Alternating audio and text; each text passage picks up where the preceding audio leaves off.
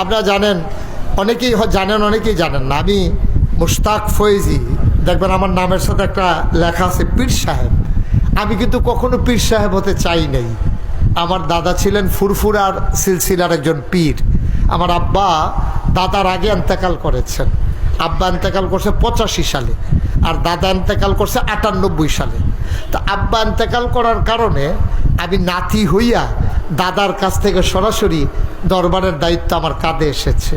আমি কখনো এই পীর, বাংলাদেশে পীর সাহেব দেখতে দেখতে আমি অতিষ্ঠ।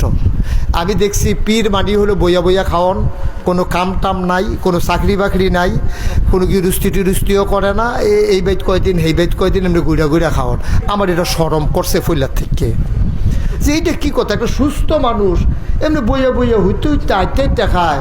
মাটি কাটলে 500, অটো চালাইলে 1000, সিএনজি চালাইলে 1500, কতভাবে কত টাকা কামাই করে। দেখে লোক আস্তে একটা লোক এমনি বইয়া বইয়া খাওয়ান, খাইতে খাইতে খাইতে খাইতে মনে হয় 5-6 জন বইয়া রয়েছে, আসলে একজন। শরীরটা যেন ফুলে গেছে কত শরীরটা। এই হলো বাংলাদেশ। এটি দেখতে দেখতে আমি অতিষ্ঠ। তখন আমি চিন্তা করলাম যে না, ধারাকে পাল্টে দিতে হবে। আমার দাদা যখন আমার দায়িত্ব দিছে, আমি কিন্তু আমি ফির শব্দ হইতাম চাই না। আমি কয় না, এটা তোমার দায়িত্ব নেওয়া লাগবে। আমি বললাম যদি আমার দায়িত্ব দেন তাইলে আমার কিছু কিছু জিনিস দেওয়া লাগবে। কয় কী চাও? আমি আমার 1 খণ্ড জমিন দেওয়া লাগবে। আমি ওই পীর হতে চাই না, খালি বইয়া বইয়া খাওয়ান, এটা আমার দিয়ে হইতো না। লেখাপড়া করছি, ভালো ছাত্রই ছিলাম, তো কেন আমি এমনি বৈশা বৈশা খাবো? তো বললো যে জায়গা দেওয়া কী করবো? আমি বললাম যে একটা মাদ্রাসা করতে চাই।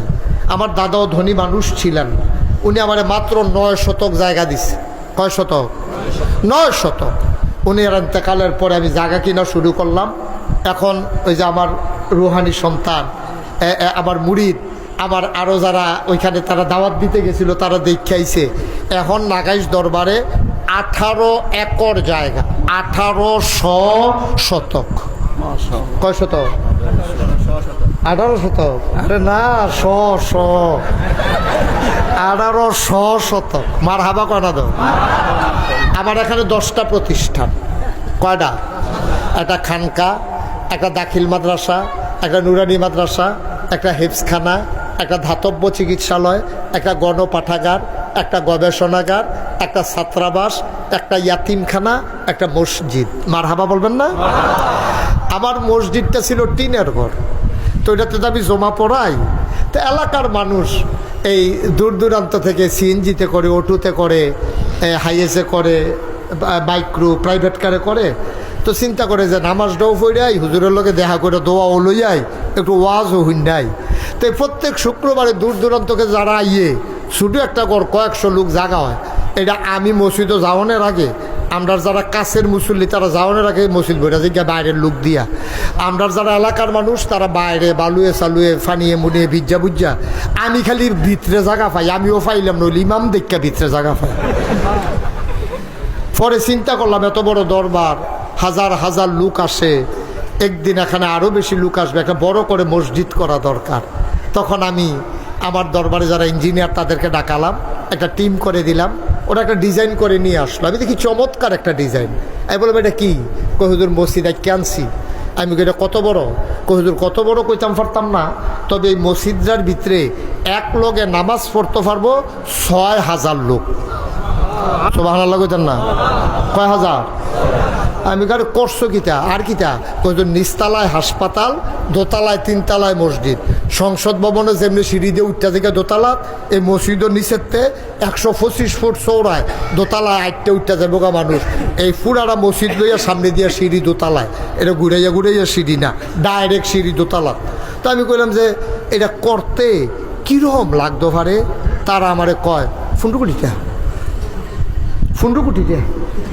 এমনভাবে কইছে আমি মনে করছি 1500। যেমনি কইছে আটকা, মনে হয় এটা কোনো টেহা নাই তান্তির কাছে।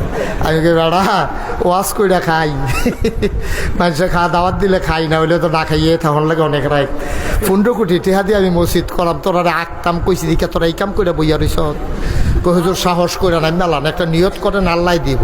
তখন আমি নিয়ত করলাম, আল্লাহ জীবনে তো অনেক মাহফিল করছি, অনেক টেহা লাড়াচাড়া করছি, যাও এটা যখন আইকালাইছে আর কাটাকাটি করতাম না, 1 বছর মাহফিল করে যত টাকা হাদিয়া পাই, পুরো 1 বছরের হাদিয়া আমি আমার মসজিদে দান করে দেবো ইনশাআল্লাহ।